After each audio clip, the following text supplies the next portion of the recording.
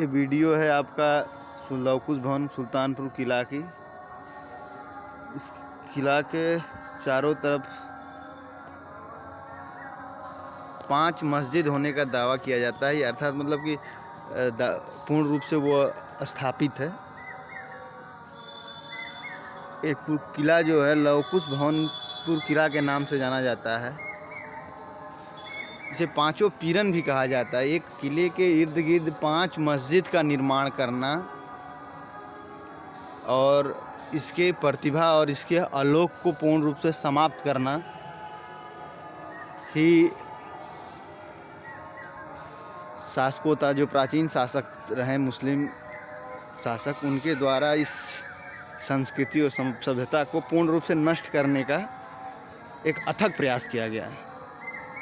फिर भी आज 200 वर्षों बाद भी इस किले का एक सूक्ष्म जीव रूप स्थापित है, जीवित है। समाधि लेने की परंपरा है यहाँ पर और कई दाताओं का, कई महर्षियों का, दिव्य आत्माओं का यहाँ पर जीवित समाधि स्थापित है। इस किला में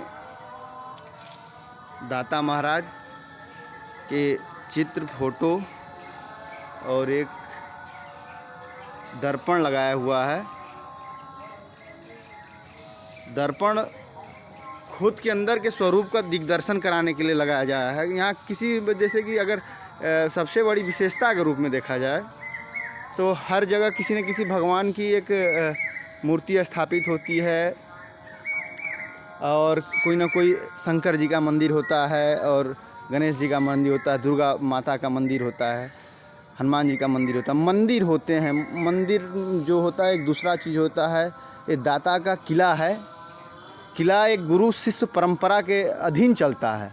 किला का संरक्षण गुरु करता है और इसीलिए यहाँ गुरु महाराज की खड़ाओं का पूजा किया जाता है। उनके जो पहले के जो गुरु महाराज हैं उनके कुछ तस्वीर, पिक्चर्स लगे हुए हैं यहाँ पर और उन माननीय पूज्य आत्मा जो भी रहे हैं उनके चरण पादुका का ही वंदना और चिंतन करना होता है।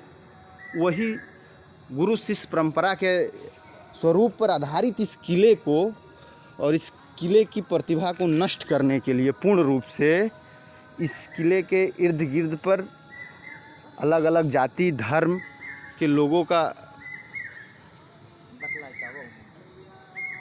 लोगों के द्वारा अधिक्रमण कर लिया गया है, उसे संरक्षित कर लिया गया है।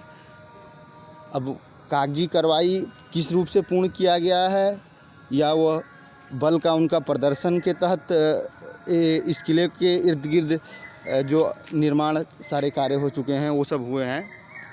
और जो इसके 5 मस्जिद होने का जो रहस्य है वो भी अपने आप में एक अद्भुत, अशोचनीय, अकथनीय चिंतन का विषय है।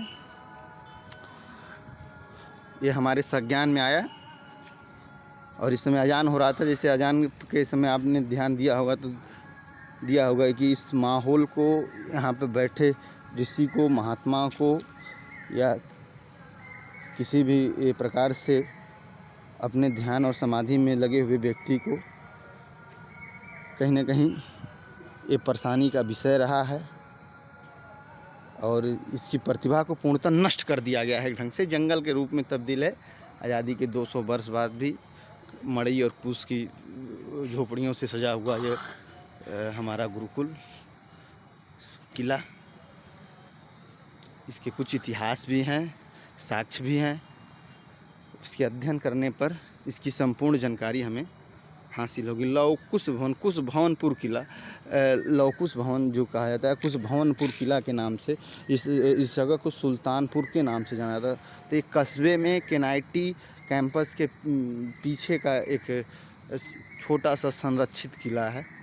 इसकी हम आज चर्चा किए हैं इस वीडियो में, जहाँ व्यक्ति के स्वरूप के अंदर ही परमात्मा का होना दर्शित किया गया है। जो प्रतिबिंब, जो बात हम लोग कर रहे थे प्रतिबिंब का, तो प्रतिबिंब स्वयं के स्वरूप का दिग्दर्शन करने की प्रेरणा देती है। और उस गुरु को श्रद्धा मान के खड़ा हूँ, यानी उस गुरु के चरण कमल, वो गुरु जिस ढंग से समाधिस्थ हुआ, इस जीते जीत इस पूरे संपूर्ण संसार की प्रतिभा को समझ पाना कि कौन सा विषय, कौन सा वस्तु, कौन सा परिस्थिति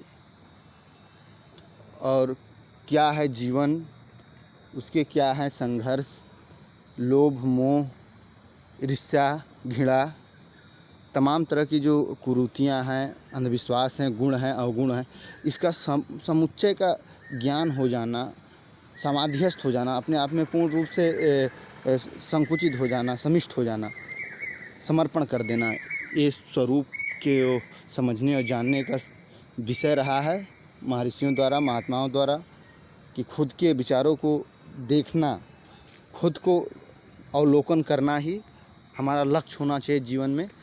और हमें बस दिख गया, इसीलिए इस विषय को हमने बता दिया कि अभी एक किला है जो छोटा सा संरक्षित है। इसकी विशेषता यही है कि किसी भी भगवान और देवी देवता की मूर्ति स्थापित नहीं है, केवल इसमें खड़ाऊं का प्रयोग किया गया है। धन्यवाद।